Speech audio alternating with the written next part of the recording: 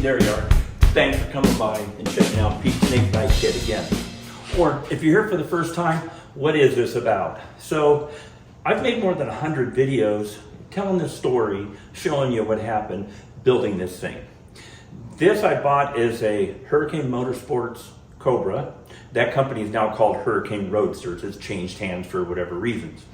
Anyway, I wanted to show you what it would be like, and there's a lot of detail in these videos if you want to go back and look at them. But from the beginning, I said I'm going to tell you the good stuff, the fun stuff, and the frustrating stuff. We're going to go over a frustrating one today. It's called the Holley Sniper. I've had a love-hate affair with this thing. We're at the end of the relationship with the Holley Sniper. I want to tell you why, but I want to be clear. This is about my personal experience, and this is my personal opinion. So let's take a closer look.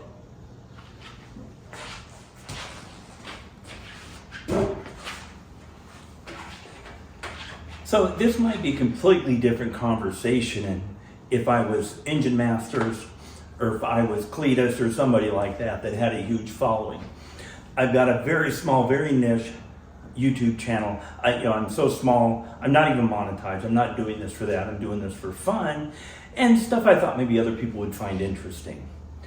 Holley doesn't find it very interesting that I have had a slew of problems with this. They do have good phone support. We'll talk about that in a minute. But I'm going to be real frank and clear about this. However, this is my personal experience. It may not be yours. And I know it's not everybody's because I've seen a couple, two out there that actually work really well. But I'm going to tell you the truth. I'm going to be frank, but this is my opinion and my personal experience. So let's dig into some details. So let's talk about this a little bit. I've been talking about building this thing for decades. If you know me at all, you know I've been talking about it for a long time.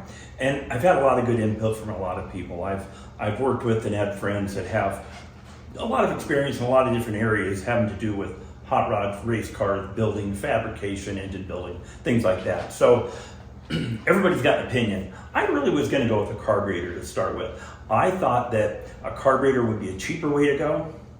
I thought that a carburetor would be simpler. I thought I'd be able to dig myself out of any problems I had, and on and on. So I didn't go with a carburetor. I went with fuel injection.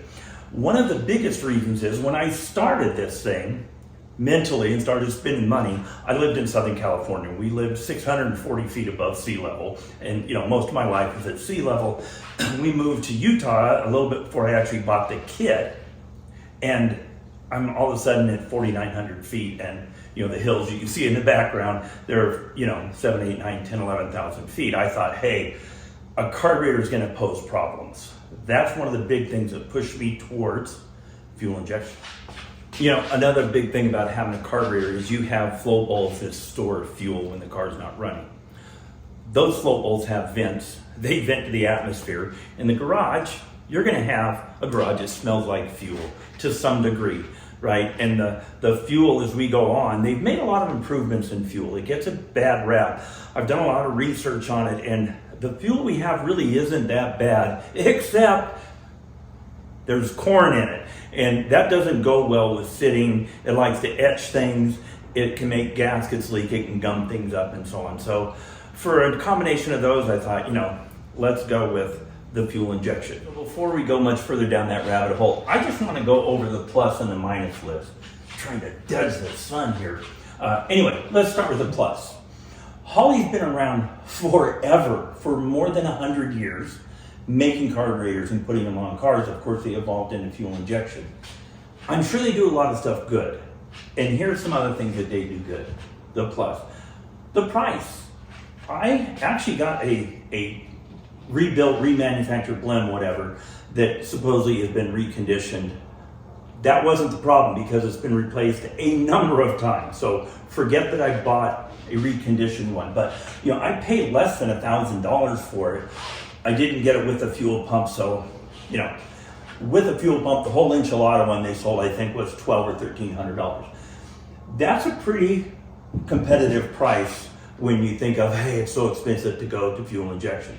We'll learn in a minute. There's a reason. Is it easy to install and set up? I am saying, yeah, it was. Now, if you saw some of my earlier videos, in my videos that are connected to this Holley and these Holley issues, I'm going to put in the description. So if you want to look at those, you can. But if everything works right, the setup is pretty easy. There's very few things to connect, and you can get it up and going pretty quickly if you're, savvy at all. Especially if you're building a car like I was. I built a car with this in mind. Their phone support is really good. So you call there, of course you're on hold. It's a huge company supporting a ton of products. But once you get somebody on the line, I never once had anybody even infer that there's a time limit on our call. And I had, more than 10, maybe 20 different phone calls with these guys. And some of them were okay and kind of new at it and probably reading off a drop-down list. Some of them knew what the heck they were talking about for sure and had, kind of everything in between. These are the pluses. We got to go over here. Yeah, we had to get to the minus list, but that's what this is about. There's a reason I'm going to a lot of trouble to convert to a carburetor. So, oxygen sensors. I worked with a tuner guy in California. I'm going to make sure he wants his name on here. I'll put his name in the description if he wants that. But very sharp guy. From the beginning, he said, I cannot guarantee I can get a Holley Sniper working perfectly. I'm a Holley dealer and I do not sell Holley Snipers for a reason. So there we go. But I worked with him quite a bit online. There's a dongle you can plug into the Sniper, plug it in your computer, we can go online and presto, you can watch it. We even used my phone for a hotspot and drove around putting a Band-Aid on this thing so we could drive it. But oxygen sensor failures, I had 3 or 4 fail. Now, let me put this in perspective. Right now, this car has 1,724 miles on it. So you divide that up, these things work about like hand grenades. And something else is goof in here. So a perfect AFR is somewhere in the mid-12s, right? 12.5, 12.7. If it's at 9.5 to 1 air-fuel ratio, you are pumping black smoke and dinosaurs out the tailpipe. That's just where you're at. One of the big issues with this is when you're on part throttle, you've let the clutch out, it's at 1,200, 1,300, 1,800 and so on, and you're rolling into it, it's misfiring because it's saying it's at like 9 to 1. So obviously we need to pull fuel out of it. So if it's reading too rich or too lean, it's just not going to, things aren't going to work right. That's the basis of a fuel injection system working well. One of the things we did was, hold a rag on the exhaust pipe while he's watching the AFR to see if it's then pushing exhaust out the exhaust leaks and changing that AFR reading. It didn't because there aren't exhaust leaks in it. So don't know really what's going on there because we could get some good readings from the O2s in between O2 failures. But when it's saying 9.5 to 1 and you need more fuel, you're not going to get it.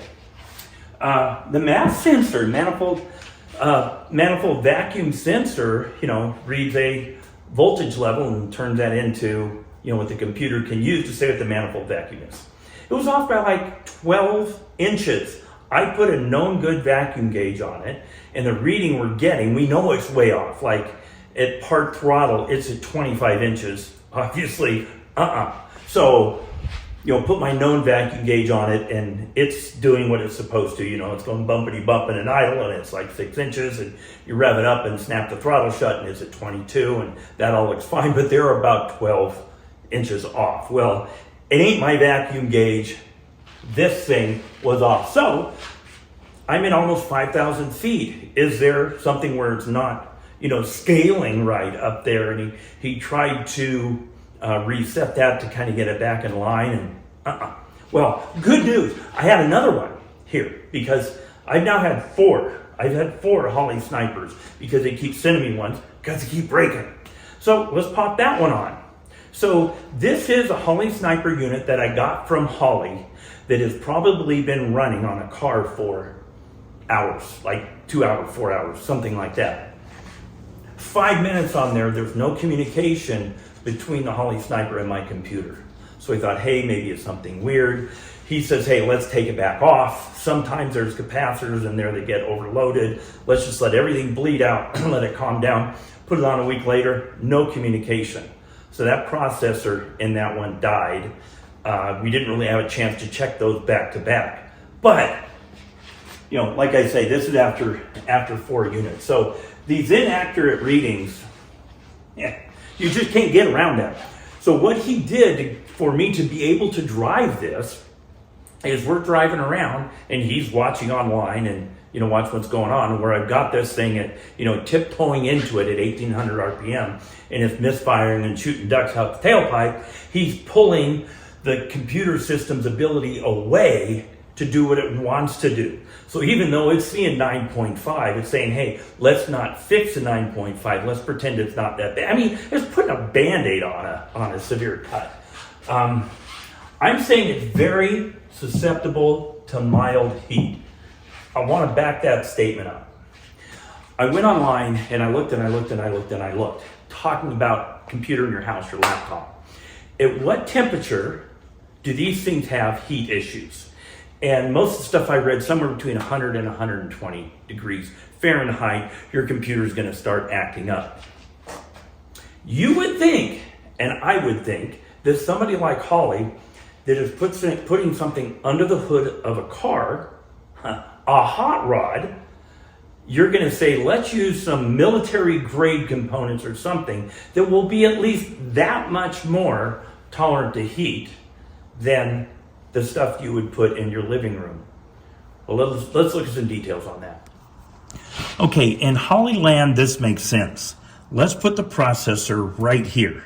Now, the reason they did that is you don't have to have wires going from here into the dash or wires that go from here to the temp sensor, and the math is built inside and the TPS is right there. It does simplify things. But if you've ever touched an engine after it's run, it gets hot in here. I did some experimentation with a heat gun. Let's talk about that.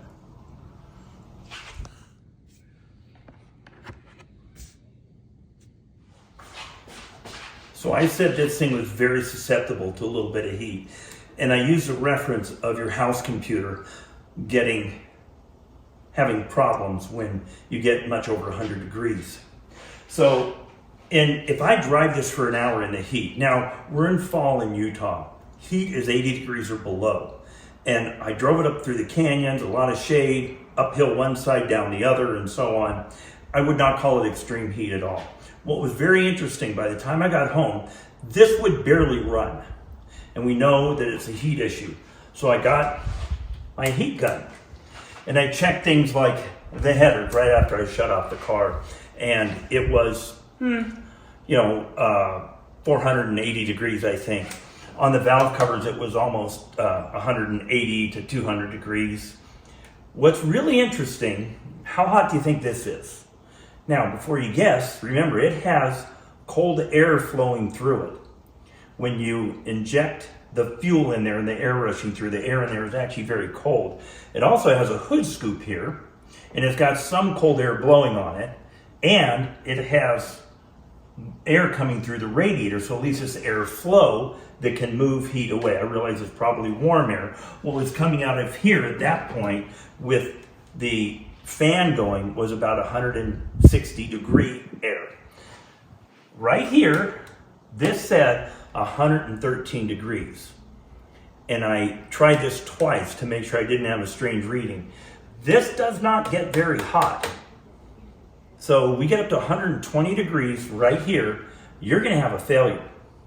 Now the really interesting thing about that is as the car sat, this got hotter. You've all heard the term hot soak. By the time the valve covers were at 90 degrees, and I mean putting this on the valve cover, this was up to 150 degrees. So the heat from inside the block, as it dissipates out, is going through the manifold and up because there's no cold air going through this, there's no cold air coming through the scoop. You park this thing with a hot soak, you're gonna have trouble starting it. Okay, so Holley Sniper 2. Maybe you get one and you put it on your car and it's amazing. I hope it is. I really do not wish Holley any bad will because of this sniper thing. They made a poor product. I don't think they're really standing behind it well. But guess what I'm going to buy for a carburetor? It's not going to be a Carter AFB. It's going to be a Holley double pumper.